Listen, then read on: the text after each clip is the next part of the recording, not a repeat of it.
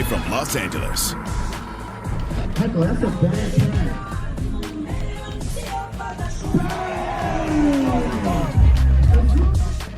Luka's having some fun this summer. Hey, coming up here on NBA Today, ESPN's new power rankings. They were just released. Wait until you see who's ahead of Luka and the Lakers. And tonight, it's the first rematch of the W Finals. Here are exclusive interviews with Nafisa and Sabrina ahead of what is sure to be one of the best games of the season. Also, Shams is standing by with the very latest out of Golden State. Why hasn't Jonathan Kuminga signed a deal yet? We have all the details. NBA Today starts right now.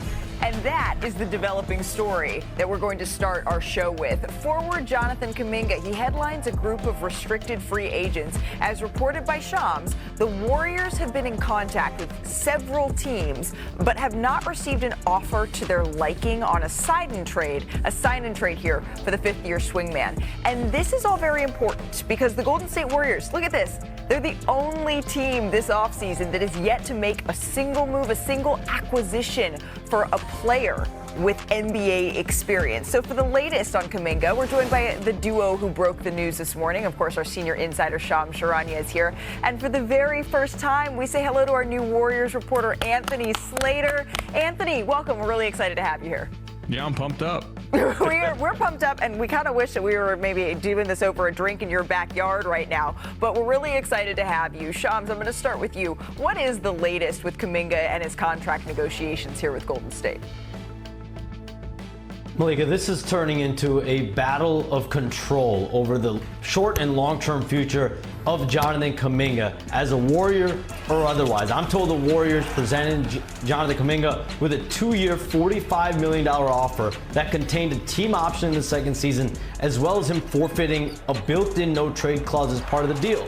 So far, Jonathan Kuminga has declined all of the Warriors' offers. He has said no, and the theme for the Warriors right now is Jonathan Kuminga appears to want to control his destiny moving forward with two routes here. One being the qualifying offer that we see right there. He's saying he could bet on himself all day. That has an October 1 deadline, 1 year, $7.9 million. And if his mindset is about continuing to get power over his future and controlling his future, that would allow him to have a no trade clause next season. It would also give him access to unrestricted free agency in the summer of 2026.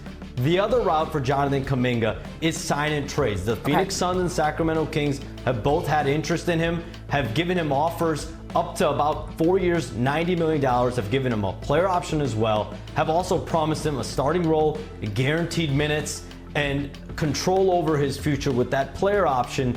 But clearly, the Warriors, as of right now, have shunned all sign and trade offers. So right now, what we see is a stalemate between both sides, is both sides at a crossroads for a player that clearly believes that he has not been given the full amount of opportunity in Golden State. Clearly, he has a high level of self-belief right now. Yeah, I mean, that we saw that in that social media post. There's a lot of options here, is what I'm hearing, that's on the table for Jonathan Kuminga. So, Anthony, you've been around this team throughout Kuminga's entire tenure, his entire time with this roster.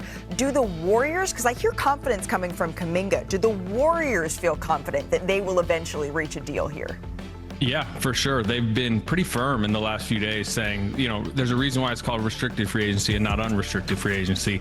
They kind of, hold the leverage on his future, and their preferred path clearly is the offer they put on the table. It's short term, it's tradable. That's how they've pitched it to Kuminga even, because it's something they could maybe trade in January at full value. But they say regardless, their stance is that as of right now, they're shutting down sign and trade talks. They found nothing appealing there. And they believe he's going to be on the roster. Their stance is he will be on the roster to start next season, and if that's the qualifying offer, that's what it is.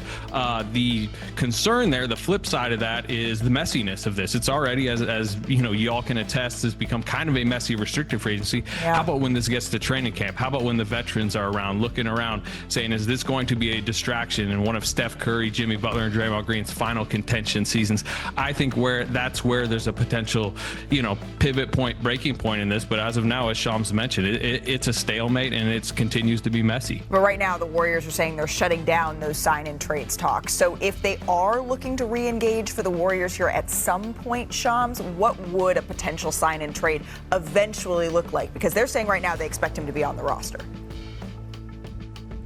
Malika, the Warriors have been defiant. They want a good player. They also want an unprotected first-round pick, a good first-round pick. The Sacramento Kings, I'm told, have actually offered a first-round pick in those conversations. It's been a conditional first-round pick as well as a potential rotation player as well. But the Warriors have wanted the Sacramento Kings to give them an unprotected, fully first-round pick. The Suns, on the other hand, do not have a first-round pick to trade, so their deal would likely look at 1 or 2 rotation players and second-round draft compensation. The Warriors, though, do not want bad salary in return. They don't want players that they feel don't have the value moving forward that Jonathan Kuminga could have. So clearly, their asking price has not been met in these potential offers. There's still about a month and a half, 2 months left before Jonathan Kuminga has a real decision to make with that October 1 qualifying offer. Okay, so it sounds like there is a whole lot still on the table that Jonathan Kuminga and the Golden State Warriors need to come to an agreement on. Fellows, thank you so much. We'll continue to monitor the situation. And Slater, we really are very lucky and excited to have you here at ESPN, you and your enormous podcast mic. All right, let's take a look at this. Over the last 2 seasons, Jonathan Kuminga averaged just over 17 points on 51% shooting in 56 starts. Those numbers did fall to 14.6 points a game on 48% shooting in the 65 games Kuminga came off of the bench here. We have seen it in spurts. When Steph Curry was out in the playoffs last year, Kuminga rose to the occasion. This has been a constant tug of war between this player and this franchise. So Kendrick Perkins, I wonder, to Slater's point, how much this might impact Golden State. Having this really talented player, his contract hanging over a team that has a core of Steph, of Draymond, of Jimmy, that have all said this is the last hurrah, and by the way, are all over 35 years old. What do you think? It's a bad look. It's a bad look on the Warriors, in my opinion, Malika. One, because, I get it with the information that Jonathan Kuminga is saying he's going to bet on himself, but it's hard to walk into a locker room and bet on yourself when a coach has shown you time and time again that at any given time he could pull you out of the rotation. That's number one. Number two, why not let this man go be great, and why are you holding him hostage and from going to another team and assigning a trade if it's the Phoenix Suns or the Sacramento Kings that have up to $90 million on them? Yes, you want great value back for him, but while he's in your organization, you're not valuing him as if he's that type of player. And I'm looking at a Jonathan Kuminga who I believe his ceiling is very, very high.